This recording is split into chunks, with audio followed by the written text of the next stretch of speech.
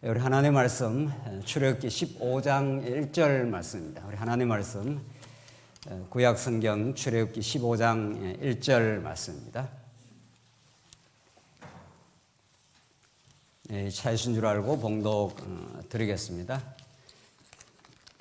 출애굽기 15장 1절 말씀입니다.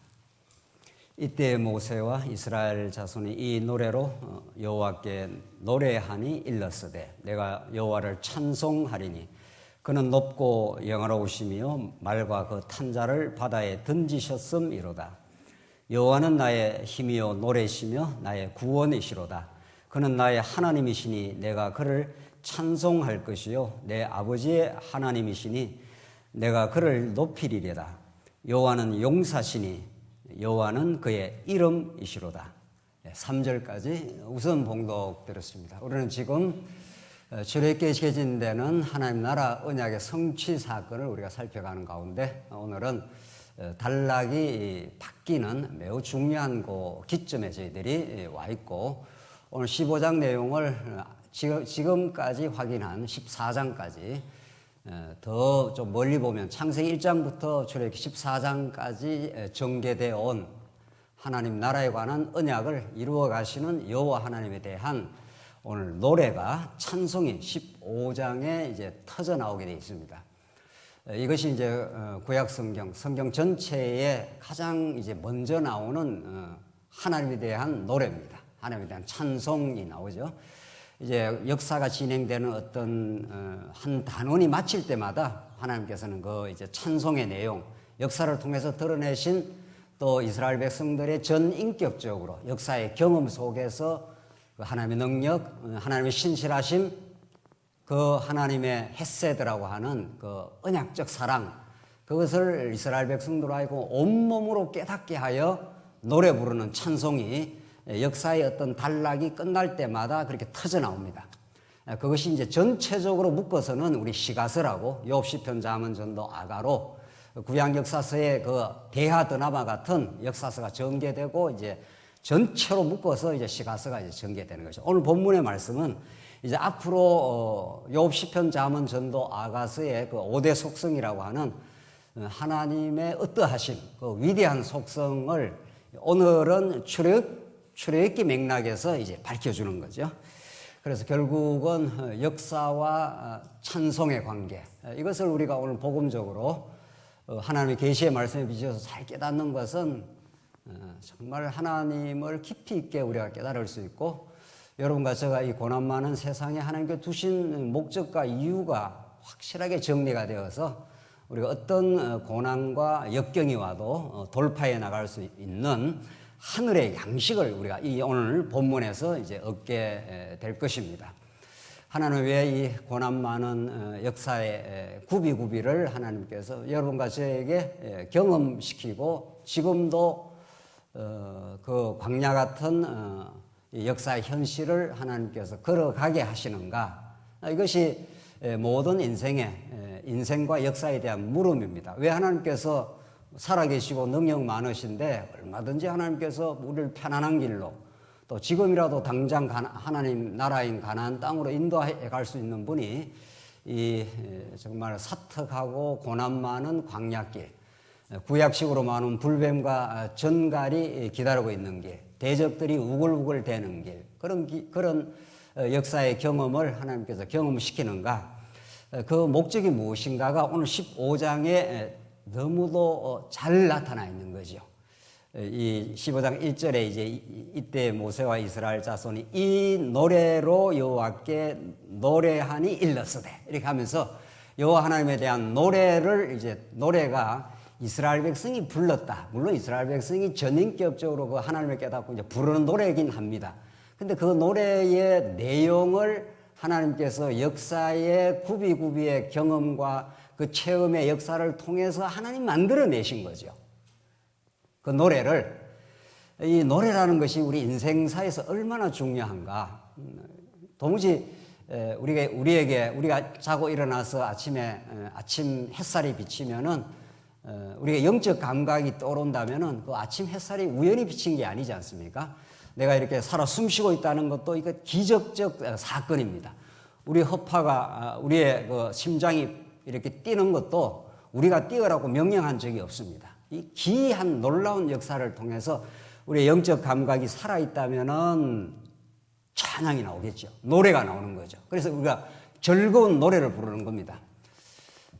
지금 한류가 전 세계를 지배하고 BTS 같은 세계적인 가수들이 왜 그 암이라고 하는 그들을 따르는 막 흥분하고 즐거워하고 하는 그런 전 세계적인 열풍을 일으킵니까?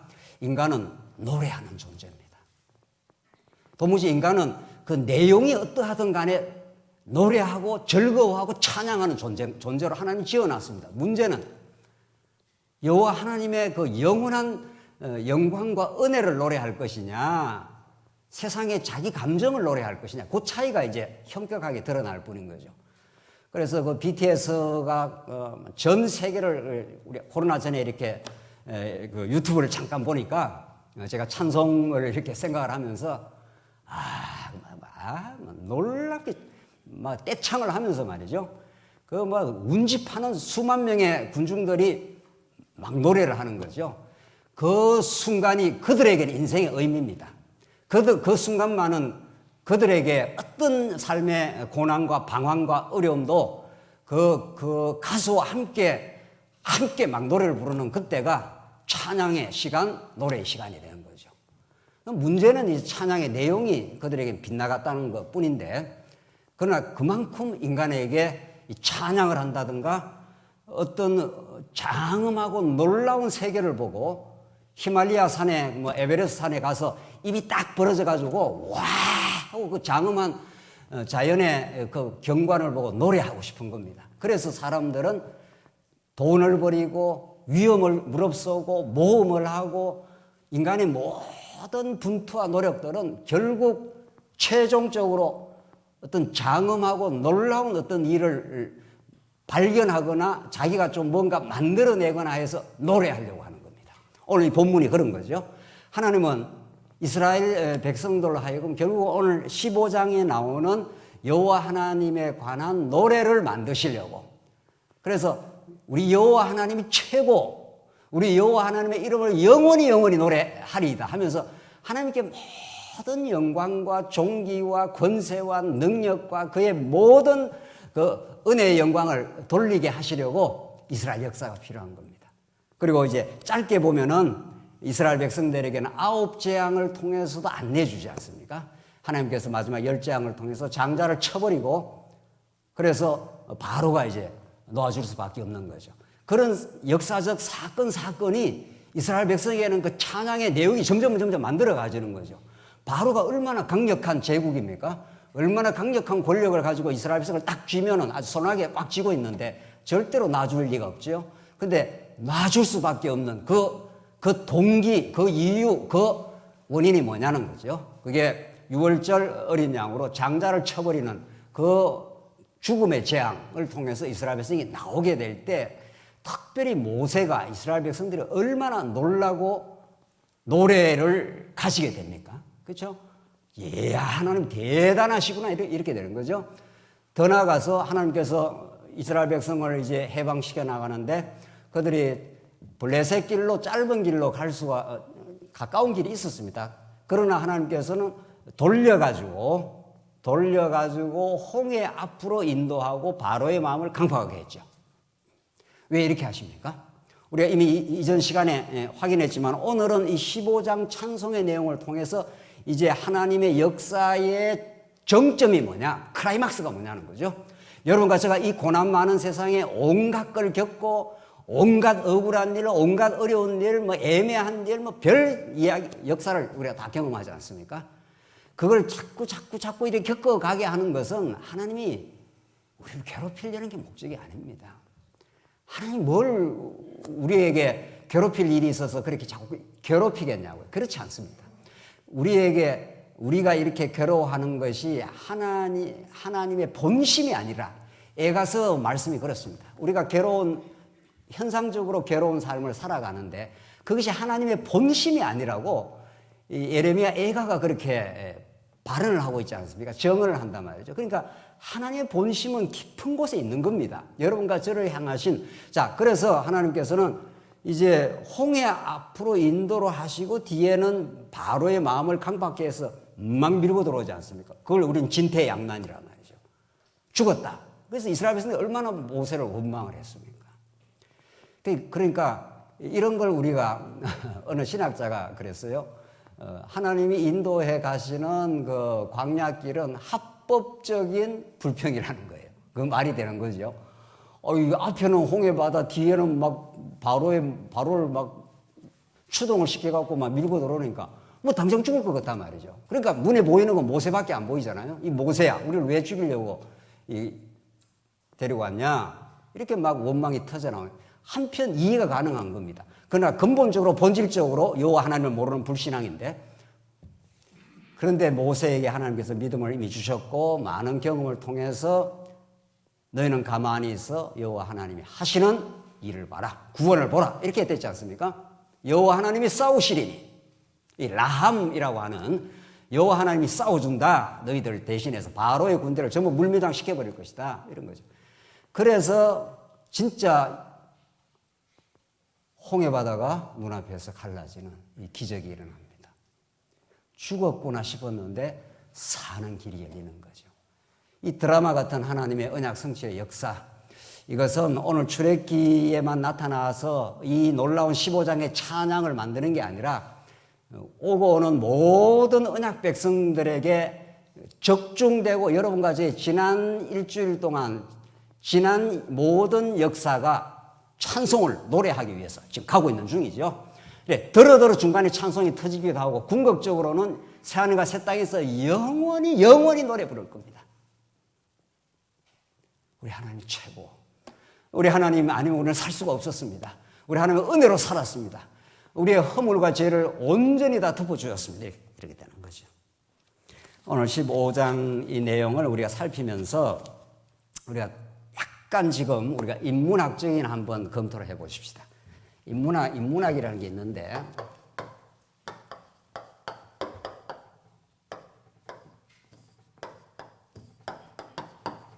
문사철이라는 게 있어요. 이게 문학, 역사, 철학, 이걸 이제 인문학이라 하잖아요. 지금 인문학이 열풍입니다. 지금 왜 인문학이 열풍인가 하면은 삶이 너무 고달프고 힘든 거예요. 그래서 어디에 위로와 어디에 삶의 의미가 있을까? 인간이라면 그걸 찾게 되어 있습니다. 짐승이 아니라면은, 짐승과 동물은 그냥 보이는 본능과 프로그램화된 그 삶 속에서 의미를 묻지 않습니다. 내가 왜 이래 고난을 받아야 되지? 왜 이래 관계에 고통이 있지? 이런 걸 동물은 묻지 않습니다. 짐승은 묻지 않습니다. 그리고 자기 배만 부르면 잡아먹고 그냥 쉬고, 배고프면 움직이고 이렇게 합니다. 그러나 인간은, 하나님이 지어놓은 인간은 타락했던 구원을 받았던 누구나 질문을 가지고 있습니다. 왜 역사는 진행되는 거야? 도대체 역사 속에 어떤 것을 우리는 노래 부를 수 있지? 궁극적으로 역사의 의미는 뭐지? 왜 사는 건지? 이런 철학적인 질문이 없을 수가 없습니다. 그래서 이 인문학이라는 게 특별히 지금 오늘 이 시대에 얼마나 많은 인문학이 유튜브에 수만 지금 유튜브가 떠 있고 사람들이 열광을 하는 거죠. 왜? 뭔가 삶의 의미, 고통 속에 무슨 역사의 의미가 있어야 되는데 그냥 살 수는 없잖아요. 짐승처럼 돈 버리고 돈 쓰고 뭐 그것도 어느 젊을 때 이야기지. 따지고 보면은 또 젊을 때 돈 버리고 써도 잠시래요. 그게 다냐고요. 이렇게 내가 살아가는 삶은 무엇이지? 퇴근하고 하루 종일 수고하고 땀 흘리고 돈 버리고 집으로 돌아갈 때 가족을 생각하면 약간의 뿌듯함이 있지만 근본적으로 생각하면 의미가 없는 겁니다. 이렇게 살려고 내가 중년을 보내고 있나? 조금 있으면 노년이 곧 찾아오는데 이 질문이 없을 수가 없습니다. 학교 다닐 때 도시락을 2개 싸가지고 고시 공부를 한다고 새벽에 나가서 12시쯤 돌아왔습니다. 막 매일 공부할 때는 열심히 공부를 하죠. 집으로 돌아오는 시간에 저녁에 밤에 캄캄하고 뒤통수가 얼마나 서늘한지 내가 왜 이러고 있지? 그게 굉장히 어린 나이 아닙니까? 20살, 20몇 살 때인데 뒤가 서늘하면서 이 공부하면 뭐 하는 거지? 이래서 고시 되면 뭐 하는 거지? 그 다음은 어떻게 되는 거지? 이런 질문들이 확 생기면은 모든 힘이 떨어져요. 내가 왜 이러고 있는 거지? 그래서 이거 공부해서 출세해서 그 다음엔 어떻게 되는 거지? 자꾸 질문이 생겨요. 답이 없어요. 아무도 그 답을 해주질 않아요. 제가 니체를 마지막에 읽었습니다. 학교 마지막 졸업하기 바로 직전에 니체 책을 읽었는데 니체 같으면 답이 되겠구나. 신은 없어. 내가 가치를 창조하는 거야. 이런 허구적이고 정말 엉터리 같은 그 철학이 잠시 저의 인생을 지배했다가 다시 허무한 거예요. 왜 이러고 있는 거지? 그래서 모든 인생은 역사는 무엇이지? 왜 고통은 있는 거지? 고통 속에 우리는 노래 부를 수 있는 건가? 철학은 무엇이지? 이렇게 많은 사람들이 역사를 공부를 하고 문학을, 시를, 노래를 찾고 다니고 위로를 받으려고 합니다. 많은 위로를 받으려고 하고 그리고 더 깊은 사색을 하는 사람은 왜 사는 건지 묻습니다. 이 존재는 도대체 왜 이렇게 우주라는 존재가 왜 이렇게 존재하는 거고 하고 있는 건지. 뭐 그런 거 안 물어도 사는데 문제 없잖아. 그러면 거의 짐승 수준인 겁니다. 그런 걸 왜 물어? 그냥 살지. 그럼 뭐 거의 짐승이나 동물 수준인 거죠. 그러나 인간의 무늬를 가지고 있는 인생이라면 이 질문을 피할 수가 없는 거예요. 역사라는 거 왜 존재하는 거야? 과거가 있고 왜 현재가 있고 왜 미래가 있어? 동물은 묻지 않습니다. 자, 이 부분이 엄청나게 중요한 과제를 갖고 있습니다, 사실은. 그러면 우리 신학은, 우리 성경은 이 부분을 어떻게 처리를 하느냐, 이런 뜻입니다. 그래서 요즘에는 인문학과 신학을 결합하는 온갖 강의들이 개발되고 있고, 우리 교회에서도 언젠가는 하게 될 겁니다. 통합학문의 이상을 가지고, 정말 복음적으로, 학문적으로 뭐 이렇게 하는 게 아니고, 복잡한 어려운 이야기를 하는 게 아니라, 정말 우리가 제대로 된 진지한 우리가 신자라면은, 성도라면은 이걸 어떻게 안 묻고 사느냐고요. 그런데 놀랍게도 성경은 이런 인문학을 온전히 다 포용을 하고 있습니다. 포용을 하고 완전히 넘었습니다. 그걸 오늘 잠깐 특강식으로 이야기를 하죠. 자, 우리 구약에 역사서가 있고 시가서가 있고 선지서가 있고 우리 신약에도 복음서가 있고 사도행전이 있고 서신서가 있고 계시록이 있습니다. 이거 한번 구약 세 구분, 신약 세 구분으로 우리 우선 나눠 볼 수가 있는데 이게 얼마나 인문학적인 방편을 성경이 활용을 하면서도 복음이 어떤 건가, 하나님이 어떤 분인가를 정확하게 드러내는가. 그러니까 인문학이라고 많이 하는데 저도 많이 들어봅니다. 저도 이제 여러 가지 관심이 있어서 들어보긴 하는데 진짜 제대로 된 기독교 인문학, 진짜 성경이 말하는 제대로 된 인문학은 도대체 어디에 있느냐 하는 거죠. 그 성경이 정확하게 인문학적 방편을 사용해서 하나님의 계시를 드러내고 있습니다. 한번 보십시다. 자, 문사철이라는 게 인문학인데 문학, 역사, 철학이잖아요. 지금 이 성경은 하나님의 계시이되 이게 뭡니까 이게? 창세기부터 어디까지요? 예, 에스더까지. 그걸 우리는 뭐라 그럽니까? 역사라는 방편을 통해서 하나님을 드러내죠. 정확하게 요 역사죠. 그 다음에 시가서가 오늘 우리가 지금 15장에서 확인하는 이게 시적 노래 아닙니까? 하나님을 찬송하는, 노래하는 노래인데, 요 두 번째가 뭐죠? 시가서. 이게 시가서가 바로 뭡니까? 이게 시문학 아닙니까? 문학적 방식 아니에요. 욥기서도 다 문학이고, 시편은 뭐 말할 것도 없이 시고 말이죠. 그러니까 시적인 방편을 통해서 하나님이 어떤 분인가를 드러내죠. 정확하게. 그 다음에 선지서는 역사의 궁극의 의미가 뭐냐? 역사가 무너지고 세워지는 걸 통해서 뭐를 근본적으로 드러내려고 하는가? 궁극적인 질문에 대한 답이에요. 하늘로부터의 선지자를 통해서 떨어지는 답이니까 인간이 그 답을 못한다. 창조주가 세상을 창조했기 때문에 창조하신 분이 답을 주겠다 이런 뜻입니다. 분명하죠? 그리고 그 답의 궁극적 실체가 예수 안에 있다 이런 거죠. 그래서 선지서 그러니까 문사철인데 문사철이라는 문학 역사 철학을 통해서 인문학을 자꾸 공부를 하고 뭔가 삶의 의미를 찾으려고 하잖아요. 그런데 성경이야말로 이 문사라는 게 역사고 시가서가 이게 시적 문학이고 여기가 철학이 선지서가 궁극적 질문에 대한 답이니까 역사는 왜 존재하고 성전은 왜 세워지고 왜 무너졌다 다시 회복하는 거지 궁극적인 뜻이 뭐야 이렇게 우리가 질문을 하게 되면 하나님의 선지자를 통해서 여호와 하나님을 아는 데 있어 여호와 하나님을 알라야 하지 않았어 이렇게 나온다고요. 그리고 인생은 여호와 하나님 앞에서 하나님이 지어준 피조물 하나님의 백성 거룩한 그런 궁극적인 답이 떨어지죠. 그래서 문사철이라는 것이 구약에 정확하게 세 파트로 대응이 됩니다. 여기도 마찬가지. 여기도 복음서가 역사서잖아. 예수님의 역사적 존재로 오셨지요. 그리고 성령이 오셔갖고 사도행전이니까 사도들이 역사적으로 복음을 전거했지 않습니까? 그게 바로 역사서예요. 이게 역사서라고요. 그리고 여기는 뭡니까?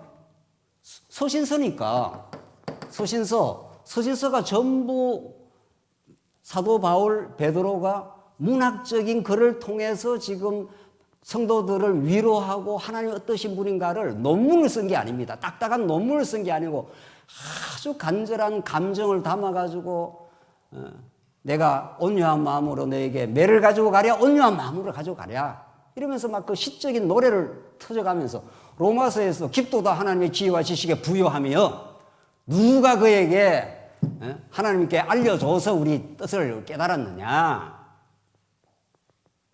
하나님을 영원히 찬송하리로다. 모든 것이 만물이 주에게서 나오고 주로 말미암고 주께로 돌아감이라 하면서 막 로마서의 그 시적인 노래가 막 터져 나오잖아요. 서신서 안에. 그렇죠? 마지막에 계시록은 역사의 마지막 종말과 역사를 알파요 오메가 되시는 처음이요 나중 되시는 하나님께서 역사와 인생의 목적은 여호와 하나님이 이런 분이라는 것이 최종적인 하나님 나라를 통해서 확정하는 거죠. 그러니까 여기도 문사철이 있는 거죠. 똑같죠. 구약이나 신약이나 똑같아요. 문사철이. 제가 이걸 그 통합학문을 연구하다가 이걸 발견을 하고 이거 봐라. 우리가 성경이 하나님의 계시의 말씀이다. 그건 너무 중요한 이야기죠. 예. 그게 목적이, 그게 성경이 가르치는 바죠. 하나님이 어떤 분인가를 가르치는데, 하나님이 너무도 영적이고 위대하신 분이라서 어떤 방편을 거치지 않으면 우리가 깨달을 수가 없습니다. 개미에게 아무리 인간이 고급한 언어를, 이유를 가르쳐도, 야, 개미야. 개미의 인생의 목적이 이런 거야. 너는 이 땅에 사랑받기 위해서 태어났어. 이러면 개미가 알아듣겠습니까? 모릅니다. 그러니까 개미는 개미의 언어와 개미의 역사와 개미의 그 언어의 범주를 사용해서 알려줘야 개미가 깨달을 거 아니에요. 그러니까 하나님은 우리에게 가르쳐 주시되 역사라는 과정, 시간과 공간, 과거, 현재, 미래라는 이런 방편을 통해서 하나님이 언약대로 역사를 통해서 이루어줘야 우리가 깨닫지 않습니까? 그걸 깨닫고 나면은 시적으로 쾅 터진다는 거예요. 여호와는 용사시라. 여호와는 우리의 피난처라. 여호와는 우리의 망대시라. 여호와가 아니면 누가 우리를 구원하랴. 이렇게 막 시가 막 터져나오지 않습니까? 이게 전부 그런 아주 격렬한 찬송도 있고 여호와는 나의 목자시네 내가 부족함이 없으려다. 아주 목가적인 너무도 잔잔하고도 아름다운 그런 시도 있고 기가 막히는 겁니다. 이게 뭐. 욥 시편 잠언 전도 아가서의 말이죠. 그 사랑은 죽음같이 강하고 그 사랑에 대한 노래를 아가서가 얼마나 문학적으로 아름답게 그려내고 있습니까? 세상에 뭐 좋은 인문학 책들도 뭐 들어 읽으면 좋겠지만 시간이 없습니다. 저는. 너무도 성경이 너무도 풍부하고 너무도 아름다워요. 이 문학이 선지서 말이죠. 이 선지서의 깊이와 넓이를 우리가 다 헤아릴 수가 없습니다. 왜 하나님은 역사를 그렇게 겉보기에 표면적으로 볼 때 파탄과 파국으로 몰아가는 것 같았지만 하나님의 그 깊으신 은혜와 사랑이 그들을 회복시켜 가시는 이 철학이라는 게 그런 거예요. 철학이라는 게 표면적으로 드러나는 것 밑에 뭔가 본질이 있을 거야. 이게 철학적 사고란 말이죠.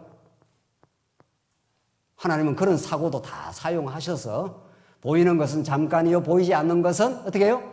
영원함이라. 이렇게 우리를 보이는 표면적인 사건에 끄달려 살게 하는 게 아니라 그 표면적 사건 그 밑에 깊은 심오한 원리를 터득하게 하는 게 성경이에요.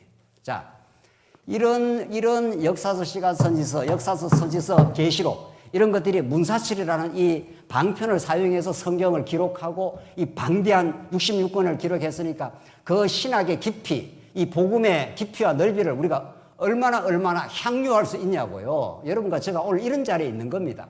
오늘 시가서를 우리가 그러니까 오늘 본문에 따르면은 역사서가 있고 시가서가 있잖아요. 역사를 거쳐 시적인 노래가 터지는데 오늘 15장 내용이 바로 그러한 내용이라는 겁니다. 그렇죠? 야, 우리 성경이라는 게 그냥 뭐 아주 너무 단선적으로 뭐 성경은 하나님 여호와의 계시야. 뭐 예수 그리스도에 대한 말씀이 그거 뭐 맞죠. 그거 너무 중요한 거지만 도대체 하나님은 우리에게 정말 곡절하게 잘 깨달을 수 있도록 하나님의 역사라는 방편을 어떻게 사용하셨는가? 왜 우리가 역사를 살고 있는가? 왜 하나님은 우리에게 이런 욥, 시편, 잠언, 전도, 아가라는 이 아름다운 노래를 모든 것이 헛되고 모든 것이 헛되도다. 여호와 영원을 사모하는 마음을 하나님이 주셨노라. 이 전도서가 그 헛됨을 노래하는 것 같지만은 가장 역설적으로 하나님의 영원하심을 노래하잖아요. 이런 책이 없는 겁니다. 정말. 이런 책, 이런 인문학적 방편을 통해서 드러내는 하나님 여호와. 이걸 우리가 읽을 때 여러분과 제가 오늘 지나온 역사의 고통들, 이런 것들이 이해가 되는 거죠. 조금 더 해보죠. 일반적으로 문학의 목적과 기능은 문학은 글과 상징을 통해 척박한 인간의 삶 속에 꿈과 노래를 노래하는 겁니다. 이게 일반 문학이에요. 사람들이 다 이 세상살이가 만만찮고 척박하기 때문에 뭔가 꿈과 노래를 갖고 싶어 하는 겁니다. 그래서 문학을 좋아하는 겁니다. 소녀 때만 시를 읽는 게 아닙니다. 따지고 보면 우리 권사님들, 우리 연세 많은 우리 장모님들이 연세가 들수록 우리가 시니어 목회를 우리가 꿈꾸고 있는데 연세가 들수록 참 이렇게 함께 우리가 욥기서를 읽는다든가 시편을 같이 음미한다든가 같이 우리가 상고한다든가 이런 아름다운 우리 기독교적 감성, 기독교적 인문학 이런 것들이 있으면 연세 드는 것이 조금도 누추하지 않습니다. 그런데 이런 기가 막힌 시가서를 우리가 함께 누리고 같이 노래 부르고 시 낭송을 하고 왜 그렇게 합니까? 사람들이 뭔가 그 시간만은 척박한 인간의 삶 속에 꿈과 이상을 노래하고 싶은 겁니다. 우리 교회가 왜 그게 안 되냐고요. 얼마든지 해갈 수 있습니다. 얼마든지 이제 교회 실험기를 거쳐 우리가 진짜 하나님 앞에서 말씀으로 새롭게 우리가 무장을 하고 말씀을 더 깊이 있게 깨닫기 시작하면은 우리 성도님들이 모일 때마다 같이 찬양하고 말이죠. 문학이 없는 인간의 삶은 너무도 평면적이고 초월의 세계, 꿈을 잃어버린 것입니다. 이게 일반 문학에서 하는 이야기들입니다. 그러면 기독교 문학은 일반 문학과 비교가 안 되는 초월의 세계, 영혼의 세계, 고통 속에 하나님께서 위로하시는 하나님, 이런 모든 인간의 감성을 전부 활용해서 정말 그 삶의 애환과 기쁨이 들어있는 이야기를 만들어내고 그 성경의 이야기 속에 들어가서 자신의 정체성을 발견하고 나는 아브라함처럼 하나님의 자녀구나, 백성이구나, 이런 자기 정체성이 이야기 속에서 만들어지고 이야기 속에서 확인이 된다는 거예요. 왜 우리 할머니들이 우리 손자한테 뭐를 들려주지요? 물어봐야죠, 우리 할머니. 예? 옛날 이야기도 들려주지만 내가 살아왔던 이야기, 그 이야기를 많이 들려주는 게 얼마나 아이들한테 소중한지 모릅니다. 아, 할머니가 이런 가정에서 이렇게 태어나서 이런 어려움을 겪었는데 이렇게 극복하고 이렇게 아버지를 낳고 이렇게 아버지가 우리를 낳고 이렇게 역사가 왔구나. 그 이야기가 저는 우리 할머니가 이야기 들려주는 이야기가 너무 재밌어가지고 또 해주세요. 또 해주세요. 이렇게 한 거죠. 성경이 이 언약의 이야기들이에요. 하나님이 아브라함을 선택하고 아브라함을 지켜주시고 고난도 주시고 또 하나님께서 회복시켜 주시고 그런 긴 대하 드라마 같은 이야기가 전개되고 있는 거죠. 문학이 꼭 이렇게도 필요하고 중요한 겁니다. 두 번째, 역사입니다. 역사는 과거, 현재, 미래로 이어지는 시간의 궤적을 따라 구성됩니다. 동물에게는 역사라는 게 없습니다. 동물은 과거를 이렇게 기억하고 오늘을 반추하는 이런 게 없습니다. 걔가 집에서 키우는 강아지가 말이죠. 내 과거는 어땠는가? 오늘은 과거에 비추어서 오늘 삶이 어떻지? 미래에 내 어떤 소망을 가지고 살까? 걔가 그렇게 합니까? 강아지가? 강아지 많이 키우시잖아요. 안 합니다. 동물의 세계는 오늘, 맹목적인 오늘밖에 없습니다. 과거도 없고 현재의 의미도 없고 미래의 소망도 없습니다. 과거의 사실과 그에 대한 현재의 해석이 나를 구성하고 그 현재가 미래로 나아가게 되는 바탕입니다. 인간은 과거 역사를 돌아보면서 자신을 이해하고 역사로부터 배우고 성숙해가는 자신을 만나게 됩니다. 이래서 조금이라도 깊이가 있는 사람들은 역사를 바라보게 되어 있습니다. 우리가 부부간에 만나도 그 상대자의 역사를 아는 건 굉장히 중요합니다. 어떤 가정에서 태어났고 어떤 어려움 속에서 자랐고 어떤 상처를 받았고 어떤 인간의 인성이 형성되었는가 그 역사를 아는 건 그 사람을 이해하는 데 너무도 중요하고 결정적입니다. 이 사람이 이렇게 예민하게 반응하는 거는 그 사람의 역사가 그렇게 만든 겁니다. 그러면 그 사람의 역사를 이해하게 되면은 아하, 이런 일에 대해서 굉장히 예민하게 반응을 하는구나. 내가 이해할 수 있지. 이런 거죠. 그래서 역사에 깊이가 있는 사람은 모든 공부는 역사를 통해서 공부합니다. 철학은 철학사, 교육은 교육사, 모든 신학은 신학의 역사, 모든 인간의 역사는 역사에 안목이 없는 그런 공부는 없는 겁니다. 그래서 하나님은 하나님을 알게 하기 위해서 긴 역사라는 방편을 쓰셔서 지금 역사를 하는 거죠. 역사를 과거를 알게 되면 자신과 타인을 이해하게 되고 우리는 성숙해 갈 수 있는 거죠. 인문학에서도 이렇게 말하는 판인데 정말 성경이 말하는 이 역사는 얼마나 위대하고 얼마나 우리에게 성숙의 계기를 주냐고요. 우리 교회의 역사를 우리는 앞으로 미래로 전진하고 우리 교회가 성숙하는 밑거름인 거죠. 그렇죠? 이 일에 대해서 아멘이 잘 안 되시면 그다음 우리가 미래로 갈 수가 없죠. 인문학에서도 이렇게 말한다고요. 세속적 인문학에서도 역사를 통해서 자기를 발견하고 성숙할 수 있다고 말하는 판인데 하나님의 역사니까 말이죠. 세 번째, 철학입니다. 인생과 역사의 궁극적인 의미를 추구합니다. 인간은 왜 사는지, 무엇이 진정한 삶의 목적인지를 궁금해합니다. 도무지 인간됨이라 하는 것은 왜 사는 거야? 왜 늙는 거야? 좀 있으면 곧 죽을 건데 우리가 왜 죽는 거지?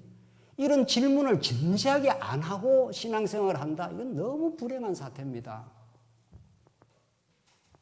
그냥 예수 믿으면 돼. 뭐 이런 식으로. 그러니까 예수 믿는 거 깊이와 넓이는 질문의 깊이와 넓이에 정비례합니다.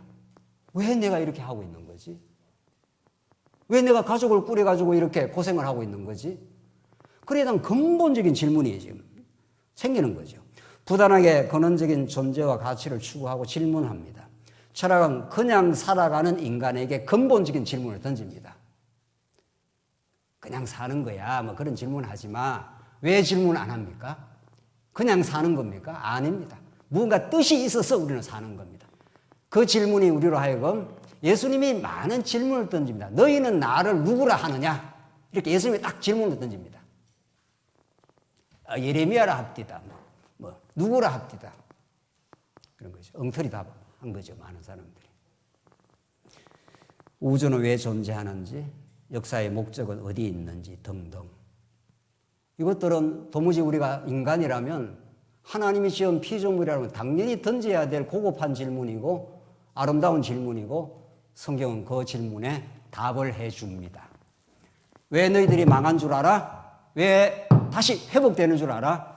여호와 하나님이 한번 약속했기 때문이야. 너희를 사랑하기 때문이야. 결국은 궁극적으로 하나님의 사랑으로 정답이 떨어지는 거죠. 근데 사랑 타령을 한다고 사랑이 우리에게 깨달아지는 게 아닙니다. 얼마나 우리가 역사의 고통을 거치고 몸부림도 쳐보고 갈등도 해보고 우리 인간이 얼마나 죄인인지도 발견도 해보고 왜 내가 이런 갈등을 하고 살아야 돼? 그 이유는 뭐야? 너 때문이 아니야. 근데 조금이라도 깊이 있는 사람은 너 때문에 했다가 아니지 내 안에도 이유가 있지 이렇게 돌아옵니다. 이게 인간됨의 바탕이고 우리의 신앙의 근본입니다. 너 때문에 내가 이렇게 괴롭고 불행해. 이것 때문에 다 갈등하는 거 아닙니까? 그러다가 조금만 우리가 깊이가 있어지고 신앙의 세계로 들어오고 근본적으로 아니지. 상대방은 상대방대로 문제가 있겠지만은 나를 하나님께서 깨닫게 하는 부분이 있지. 내가 더 하나님 여호와를 더 알게 하려고 하나님 그랬었지. 나라는 존재가 얼마나 하나님 안 붙으시면 아무것도 아닌 죄인임을 발견하려고 그랬지. 인문학에서도 제가 지금 말하는 건 다 인문학 이야기 아닙니까? 인문학에서 이렇게 자기를 성찰하게 하고 남 탓하다가 자기애로 문제를 끌어오고 성숙하고 이렇게 하는 판인데 말이죠. 이같이 문학과 역사 철학은 본능에 의해서만 살아가는 짐승과 다른 인간됨의 의미를 추구합니다. 인문학이 이런 나름의 의미를 가지고 있다면 기독교 진리는 어떠합니까? 우리가 매주일 매수요일 주구장창 듣는 말씀은 인문학만도 못한 무슨 얇은 납작한 그런 진리의 세계냐고요? 그렇지 않습니다. 이런 인문학적 가치를 어떻게 기독교는 바라보고 평가하는 것이 합당합니까? 야, 그거는 뭐 철학자들이 하는 소리니까 다 쓰레기 같은 이야기야. 이렇게 내던져 버립니까? 아니면은, 그 대단한 그게 무슨 발견이나 된 것처럼 그렇게 이야기를 해야 됩니까? 이 양극단이 언제나 있어요. 언제나 양극단이 있습니다. 진리를 우리가 추구하는데. 다 쓰레기 같은 학문은 다 쓰레기야. 필요 없어. 그런 거 안 해도 돼. 이런 극단론이 있고. 하나는 또 조금 대단한 인문학적 이야기를 하면 혹 빠져가지고 말이죠. 이야, 대단한 인문학이 깊이가 있다. 이렇게 되는 거예요. 언제나 양극단이, 언제나. 이 진리는 이 중도의 길을 가는 건데, 좌로나 우로나 치우치지 않고 하나님 여호와만 바라보고 가는 길인데, 진짜 제대로 된 우리 성경을 깨닫는 여러분과 제가, 우리 장안조항교회가 정말 깊이 있는 성경을 깨닫는다면서요. 깊이 있는 인생의 길을 우리가 가기를 원하는 건데, 그럼 이것도 아니고 이것도 아니에요. 극단적으로 부정하는 것도 아니고 그걸 찬양하고 대단하게 숭배하는 것도 아니라 말이죠. 우리 여호와 하나님만이 우리 찬양의 대상, 우리 하나님 보내신 하나님의 아들 예수 그리스도만이 우리의 영원한 가치, 그 안에서 인문학을 요리를 해나가야죠. 어떻게? 성경이 그런 역사라든가 문학이라든가 철학적인 질문이라든가 이런 것들을 성경이 그걸 포함하고 있지 않습니까? 그러니까 성경을 우리가 깊이 있게 알면은 특별히 인문학을 공부를 안 해도 할 수 있으면 좀 하는 것도 필요하고 어떨 때는 필요한 정도고 성경 자체가 얼마나 인간의 깊이에 대해서 인간의 고민의 그 깊이를 얼마나 많은 그 선지자들이 하나님 앞에 질문을 많이 했는지 모릅니다. 왜 하나님 이 고통이 이렇게 길어야 합니까? 이게 하박국 선지자를 포함한 모든 선지자들의 하나님께 질문입니다. 언제까지 가야 합니까? 왜 저 이방 대적은 저렇게 형통하고 우리는 이렇게 고난을 많이 받아야 합니까? 이래서 우리는 성경의 진리를 통해서 하나님과 그리스도에 대해서 깊이 있게 깨달아가되 성경 자체가 방편으로 쓰고 있는 이 역사, 문학, 그리고 이 예언서의 말씀을 깊이 있게 우리가 상고하기 시작하면은 정말 하나님을 깊이 있고 제대로 우리가 깨닫게 될 뿐 아니라 인생의 깊이에 대해서도 많이 반추하게 되고 자신을 돌아보는 여유가 생기고, 특별히 오늘 우리 교회에 연로하신 우리 장로님 권사님들이 많지 않습니까? 연세가 들어가면서 이런 인문학적 사유는 너무 필요합니다. 세상 인문학적 사유 말고요. 정말 시가서를 읽으면서 자기 인생을 이렇게 반추해보고 돌아보고 시간도 많고 하는데, 그런 시간들을 가지고 우리 서로 같이 이렇게 서로 이야기를 나누고 말씀을 나누면서 우리가 점점 깊이 있게 늙어갈 수 있다면은 얼마나, 교회는 그 일을 하는 겁니다, 사실은. 교회는 젊은 세대도 중요하고 연세 드신 분도 중요하고 안 중요한 사람이 어디 있습니까, 교회에. 그렇게 되려면은 이런 인문학적인 방편을 하나님이 쓰시는 이런 깊이의 세계로 하나님께 우리를 인도해 주기를 바라고, 정말 그런 성경의 깊이와 넓이를 우리가 얼마든지 터득해 갈 수가 있습니다. 지금까지 우리가 언약성취라는 골격을 얼마나 잘 또 확인해 왔습니까? 그걸 이제 바탕으로 하여 이제 살을 찌우고 노래 부르고 정말 깊이를 더해가는 그런 우리 신앙생활을 우리가 꿈꾸기를 바라는 거죠. 오늘 본문 조금 하고 이제 결론 짓지요. 자, 이런 우리 기독교 인문학이 가능한데 15장 1절 이때 모세와 이스라엘 자손이 이 노래로 여호와께 노래하니 일렀으되, 지난 400년의 이스라엘 백성들의 고통, 그 고통이 참으로 의미가 있어서 결국 오늘 15장에 나오는 이 놀라운 찬송을 만들기 위해서 하나님께서 400년 그들을 종살이 시키시고 9재앙을 통해서도 못 나오게 했다가 나오게 했습니다. 이제 내가 여호와를 찬송하리니. 이때 이스라엘 백성이 부른 찬송은 껍데기 찬송이 아니지 않겠어요? 입으로 부르는 찬송이 아니라 온 몸으로 전율하듯이 하나님이 정말 우리를 사랑하셨구나. 하나님 우리를 드디어 이제 구원의 역사로 인도해 가시는 거구나. 이제는 약속의 땅 가나안 땅으로 우리가 진군할 수 있구나. 저 흉흉한 바다를 우리 하나님께서 건너게 하셨구나. 이런 거죠. 그는 높고 영화로우시며 말과 그 탄자를 바다에 던지셨음이로다. 여호와는 나의 힘이요. 이게 정말 제대로 된 찬송 아닙니까? 여호와는 나의 힘이요. 내 안에 무슨 힘이 있는 게 아니고 하나님이 힘이시니까 그분이 바로를 괴멸하고 우리를 홍해 바다에서 건너게 하신 분이시라. 하나님이 전능하시도다. 이런 거죠. 이 전능의 노래를 부르는 거죠. 노래시며, 이 노래를 우리가 오늘 이 자리에서도 우리가 말씀 함께 나오고 전부 목청을 다해 우리 찬송 부르는 거죠. 그렇잖아요. 맨 불렀던 찬송이가 또 부르고 그렇습니까? 그렇지 않습니다. 하나님의 은혜는 날마다 새롭고 우리 찬송을 부를 때마다 여호와 하나님을 찬송하리로다 말이죠. 나의 구원이시로다. 그는 나의 하나님이시니 내가 그를 찬송할 것이요. 내 아버지의 하나님이시니 내가 그를 높이리이다. 우리가 높여서 높아지는 게 아니라 워낙 높으신 분인데 우리가 워낙 낮게 본 거지요. 바로 앞에서 우리가 다 죽게 생겼다고 이스라엘 백성은 얼마나 원망을 했습니까? 하나님을 아주 낮게 본 거죠. 근데 하나님께서 홍해바다를 쫙 갈라버리니까 으악 소리가 나는 거 아니에요. 하나님을 대적할 자가 이 세상에 없구나. 하나님만이 유일한 신이시구나. 바로는 가짜구나. 이런 것들이 판명이 났지 않습니까?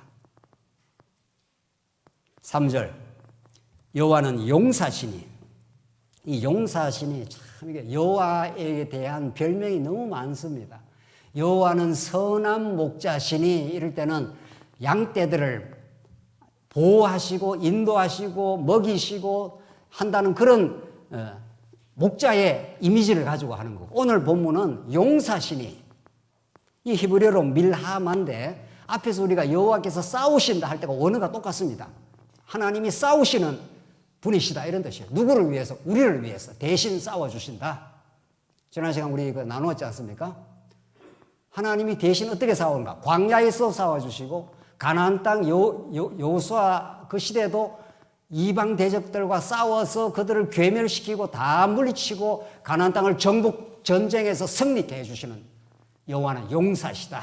라함 하는 이 하나님의 싸우심, 그 싸우심이 궁극적으로 예수 그리스도가 우리의 군대 장관이 되어 주셔서 여러분과 저 앞에서 싸워 주셔요. 지금. 그러니까 우리가 승리를 할 수 있죠. 우리가 사단 군세 못 이깁니다.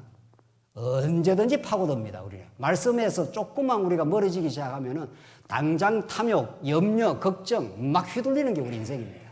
그걸 누가 싸워주냐고요. 구약에는 여호와 하나님이 용사시라 싸워주시는 분이라 우리 신약 시대들은 예수 그리스도가 싸워주시려고 이 땅에 찾아온 거죠. 그래서 여호와는 그의 이름이시로다. 여호와는 그의 이름이시로다. 대대의 부를 언약을 성취하시는 대대의 부를 여러분과 저의 영원한 노래입니다. 그렇잖아요? 예. 이걸 오늘 21세기에 복음주의 학자 중에 존 파이프라는 사람이 기독교 희락주의를 말했는데 굉장히 일리가 있습니다. 기독교는 정말 즐거움의 종교라는 건데 그때 즐거움이라는 게 세상에 희희낙낙된다 그런 즐거움이 아닙니다. 진짜 즐거움은 어떤 즐거움이냐? 진짜 여러분과 저가 정말 즐겁기를 바라지 않습니까? 인간 머릿속에 조이 센터가 들어있습니다. 하나님이 우리 인간 머릿속에는 조이 센터가 있어가지고 즐거움의 센터가 들어있어가지고 무엇을 했어도 즐거운 일을 찾아다닙니다. 무엇을 했어도 즐거운 일을 찾아다녀요. 그래서 BTS도 노래도 듣고 영화 구경도 하고 성적 쾌락도 누리고 또 뭐 있습니까? 오만 즐거운 일을 오징어 게임 드라마도 보고 저는 아직 안 봤고요. 워낙 유명해서. 그래서 뭔가 즐거운 일을 찾아다닙니다. 그 즐거움은 즐겁다가 소멸되는 즐거움이에요. 세상의 즐거움은. 그게 영원하지 않습니다. 그런데 우리 하나님 여호와에 대한 찬송, 여호와 하나님이 얼마나 능력 많고 궁극적으로 우리를 사랑하셨는가? 그 사랑에 대한 노래는 홍수로도 음몰하지 못하리니 이게 아가서의 노래입니다.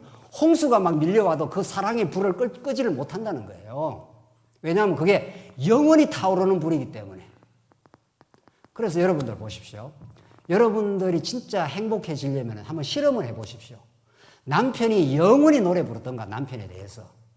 안 그러면 자식에 대해서 영원히 노래를 부르거나 어떤 좋은 선생님한테 영원히 노래 부르거나 만나가지고 안 그러면 에베레스트 산에 등산해서 그 등산에서 와 하고 영원히 부르던가 어떤 내가 찬탄을 하고 찬양할 대상이 있는 사람은 행복해요.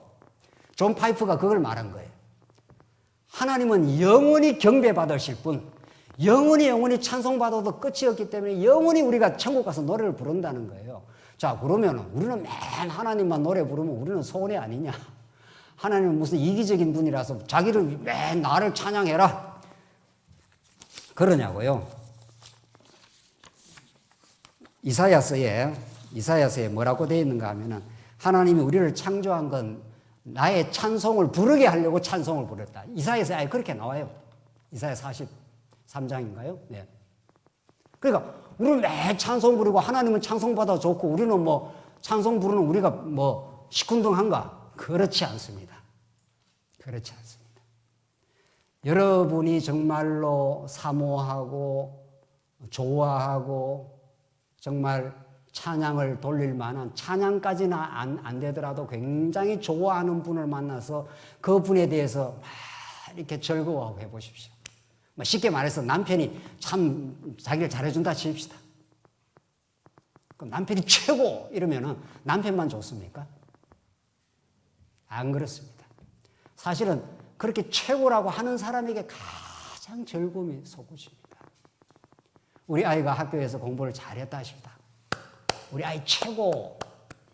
우리 아이가 운동을 잘했다 싶니다. 우리 아이 최고 잘했어. 근데 이 잘했어는 영원히 부를 노래가 아니에요. 남편한테 잘했어 했다가 남편이 잘못해주면 찬양이 뭘로? 저주로. 저주까지는 아니겠죠. 이래서 이게 찬양이 안 된다는 거예요. 세상의 어떤 대상도. 그러면 우리가 영원히 노래 부르고 영원히 우리가 기쁨과 그 희락을 즐길 수 있는 존 파이프의 말대로 우리 기독교인에게 가장 즐거운 희락은 누구를 발견할 때? 오늘 이 본문에 내가 그를 찬송할 것이요 내 아버지 하나님이시니 내가 그를 높이리로다. 여호와는 용사이시니 여호와는 그의 이름이시로다. 영원히 부를 노래입니다. 아멘. 계시록에 계속 아멘을 합창하지 않습니까? 그에게 존귀와 영광과 능력과 우리를 향한 사랑과 영원히 찬송받기에 합당하십니다. 이게 여러분과 제가 천국 가서 영원히 부르면 가장 행복합니다. 사랑하는 성도님들, 진짜 찬양의 대상을 발견했습니까? 가짜 찬양의 대상을 제거를 하시고, 우상입니다. 남편과 아내, 자식과 부모, 이 세상의 모든 돈과 명예, 권력들, 그거는 임시적인 것들입니다. 임시적으로 가족 간에 서로 노래하고 찬양할 수 있습니다. 그러나 그것이 다라면은 얼마나 결국 허전해질 겁니다. 여러분과 결국 혼자 죽습니다. 마지막에. 혼자 어디서 어떻게 처량하게 죽을지 모릅니다. 그때도 영원히 우리와 함께 해주시고 영원히 우리의 노래가 되어주시는 우리 여호와 하나님, 우리 예수 그리스도, 그분이 우리 곁에 계시기 때문에 우리는 어떤 순간 어떤 역경 무엇을 만나도 우리의 노래가 영원히 끝이지 않습니다. 이걸 하나님께서 주시고 이루어내실 것이고 여러분과 제가 지금 함께하고 계십니다. 오늘 이 15장의 내용은 여러분도 오늘 이걸 듣고 그냥 지나가지 마십시오. 이거 그냥 듣고 지나가버리면 너무 불행한 사태가 되는 겁니다. 이건 듣고 지나갈 일이 아니고 오늘 우리의 인격 속에 깊이 생각하고 우리 성도님들과 만날 때마다 이 노래를 함께 부르자고 우리 교회는 이걸 하는 일이라고. 이렇게 우리가 서로를 격려하고 서로를 위로하고 서로 우리가 한 여호와 하나님, 한 분 예수 그리스도를 우리가 모시고 있는 그런 찬양 공동체입니다. 기도하십시다. 자비하신 하나님 아버지, 은혜를 감사합니다. 오늘 우리가 확인한 이 성경의 거룩한 진리의 말씀이 우리의 참 양식이 되게 하시고 우리가 영원히 부를 여호와 하나님에 대한 노래가 우리의 참된 찬양과 우리 입술의 열매가 되게 하시옵소서.